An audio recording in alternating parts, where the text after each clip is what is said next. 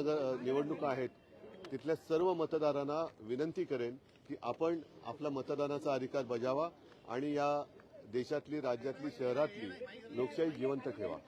त्याचबरोबर आणखी एका गोष्टीचं मला वैषम्य वाटते की सकाळपासून मला वेगवेगळ्या ठिकाणातून, मुंबईतून आणि इतर शहरातून पण फोन येत आहेत।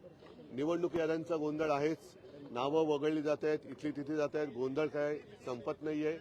शाई सुद्धा काही ठिकाणाची मला कळवण्यात आलं की बोटावरची शाई पुसली जाते।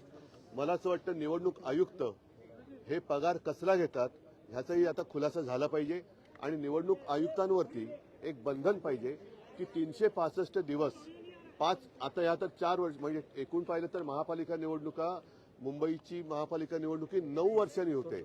मग 9 वर्ष जे निवडणूक आयुक्त आणि त्यांचा कर्मचारी वर्ग काय करत होता, आता रोज निवडणूक आयुक्तांना सुद्धा त्यांच्या साईटवरती आज त्यांनी काय केलं हे सांगणं बंधनकारक केलं पाहिजे।